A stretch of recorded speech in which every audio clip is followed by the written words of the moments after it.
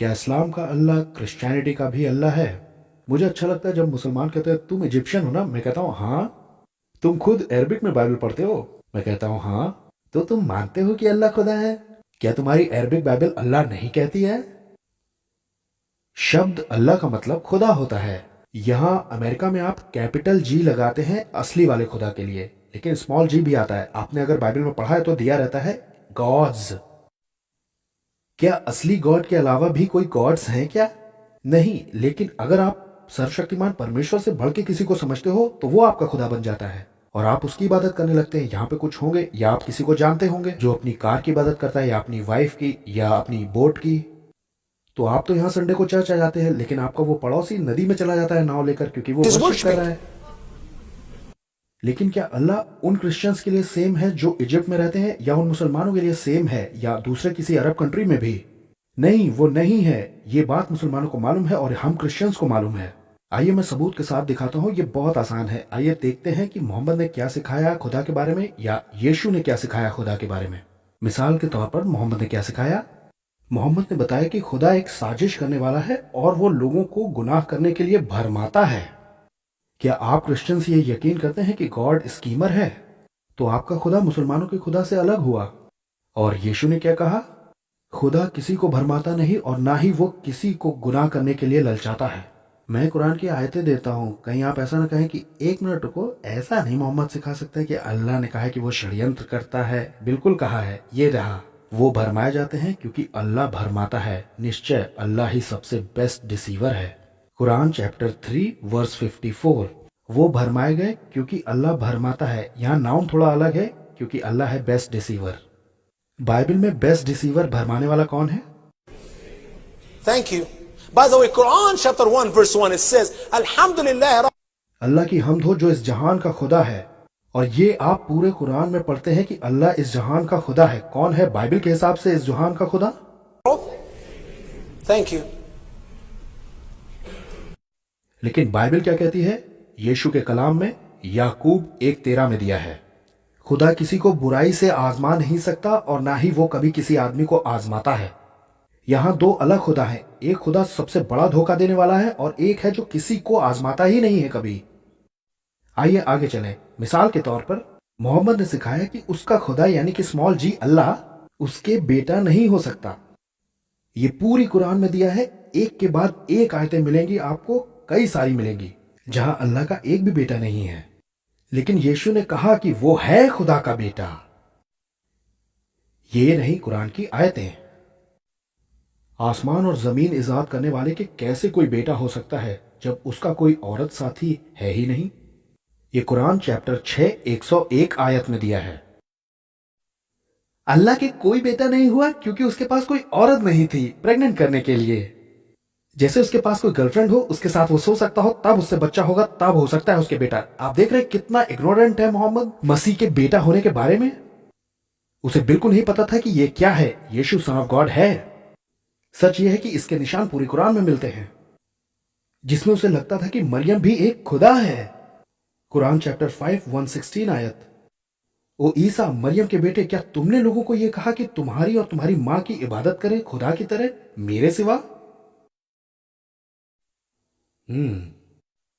क्या अल्लाह ने एक बेटा लेने की ख्वाहिश की? वो तो किसी को भी चुन सकता है, निश्चय जिसको भी वो चाहे उनमें से जिन्हें उसने बनाया है। ये कुरान 39 आयत 4 में दिया है। अल्लाह के कुरान में कभी कोई बेटा नहीं हुआ। लेकिन ये बाइबल नहीं कहती है बाइबल के खुदा के बारे में, क्योंकि वो त्रिएक है, बाप, बेटा और पाक रूह। पढ़िए लूका चैप्टर 1 35वीं आयत। इससे पहले कि यीशु कंसीव हो, मरियम, कुंवारी मरियम के गर्भ के अंदर उस फरिश्ते ने मरियम से क्या कहा? फरिश्ते ने कहा, जो पाक मुकद्दस तुझसे पैदा होने वाला है वो खुदा का बेटा कहलाएगा। आमीन बोलिए इस पे। मुझे बढ़िया लगा जब एक मुसलमान ने कहा कि मैं मरकुस की किताब पसंद करता हूं क्योंकि उसमें यह नहीं कहा गया कि यीशु सन ऑफ गॉड है, लेकिन मत्ती, लूका, यूहन्ना में लिखा है। क्या तुमने मरकुस 1:1 पढ़ा है? मार्क 1:1 कहता है कि यीशु खुदा का बेटा है। उन्हें पता ही नहीं है वो किस बारे में बात कर रहे हैं। आइए इस फर्क को देखते हैं मोहम्मद के बीच में और मसीह के बीच में। यीशु ने अंधी आंखों को देखने वाला बनाया, मोहम्मद ने देखने वाली आंखों को अंधा बना दिया। blind. यीशु ने लंगड़ों को चलने वाला बनाया। मोहम्मद ने चलते हुओं को लंगड़ा कर दिया। यीशु ने सूखे हुए बाजू को चंगाई दी। मोहम्मद ने दूसरों के हाथों को काट दिया। यीशु ने मुर्दों को जिंदा किया। मोहम्मद ने जिंदों को मार दिया। क्या किसी का अब भी कोई सवाल है कि कौन महान है? मुझे लगता है इस सवाल को पूछना ही अपने आप में बेवकूफी भरा सवाल है। मैं तुलना कर भी कैसे सकता हूं अपने मालिक, अपने खुदा, अपने बचाने वाले की एक घटिया और एक बुरे इंसान से जिसे मोहम्मद कहते हैं। मैं इससे ज्यादा देखना भी नहीं चाहता। आइए मोहम्मद को देखते हैं। मोहम्मद क्या है? मोहम्मद का शरीर मदीना की एक कब्र में रखा गया है और वो आज भी वहीं है। और सारे मुसलमानों को मालूम है कि मोहम्मद की बॉडी और उसकी हड्डियां जो अगर बची भी हैं तो वो इसी कब्र में हैं। और मेरे यीशु के बारे में क्या? यीशु को एक चट्टान की कब्र में रखा गया और 3 दिन बाद वो मुर्दों में से जी उठा और उसकी कब्र खाली है। Empty. Amen and amen. Praise God. और मुसलमानों को पता है कि यीशु कभी नहीं मरे। वो मानते हैं कि यीशु घर की खिड़की में से निकाल लिए गए ऊपर वहां जन्नत में, और वो जिंदा है। आज भी वो जिंदा है। कौन है बड़ा, एक झूठा मरा हुआ नबी या एक जिंदा बचाने वाला?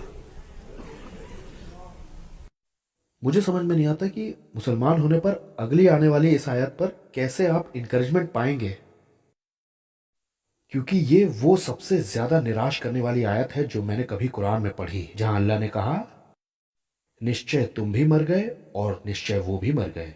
ये कुरान चैप्टर 39:30 में दिया है कि मोहम्मद से अल्लाह खुद कह रहे हैं कि तुम मर गए हो, और अल्लाह मुसलमानों से कह रहे हैं कि वो भी मर गए हैं। कैसे तुम यकीन कर सकते हो एक ऐसे नबी में जो मर गया है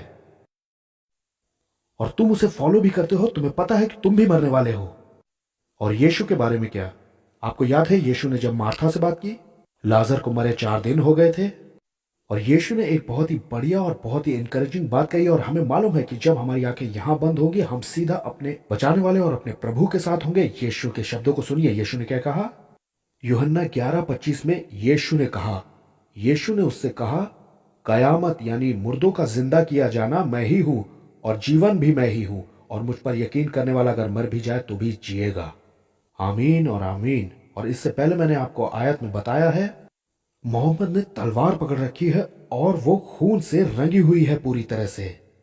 मैंने ये तस्वीर बनाई और मैं इस तस्वीर के पीछे खड़ा हूं, और मैं चाहता हूं कि मुसलमान मुझे पकड़ के कोर्ट ऑफ लॉ में ले जाए ताकि मैं उन्हें प्रमाणित कर सकूं कि मेरी तस्वीर बिल्कुल सही है।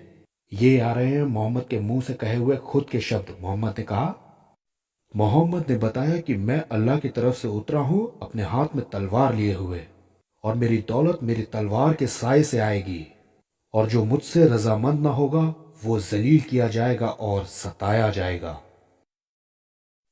मुझे माफ कीजिए, लेकिन यही है जो मोहम्मद ने कहा है।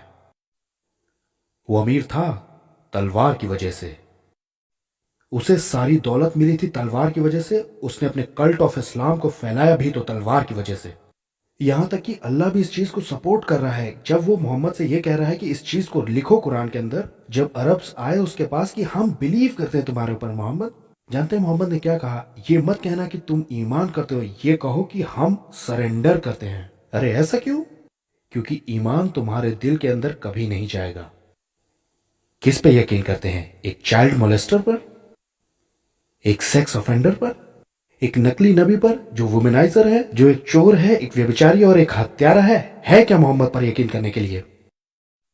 कुरान को पढ़िए और हदीस को भी पढ़िए, आपको इस्लाम की असलियत पता चल जाएगी, आपको इस्लाम के नबी की सच्चाई पता चल जाएगी। यीशु ने यूहन्ना चैप्टर 10 में 10वीं आयत में कहा है, यीशु ने कहा कि चोर किसी और काम के लिए नहीं आता बल्कि चोरी करने, घात करने और नाश करने आता है, और मैं इसलिए आया कि वो जिंदगी पाए और बहुतायत की भरी पूरी जिंदगी पाए। यीशु ये कह रहे हैं कि मोहम्मद एक चोर था। यीशु ये कह रहे हैं कि मोहम्मद लिटरली शैतान के कामों को प्रैक्टिस कर रहा था। देखिए, शैतान चोरी करने, घात करने और नाश करने आता है और मोहम्मद आए चोरी करने, घात करने और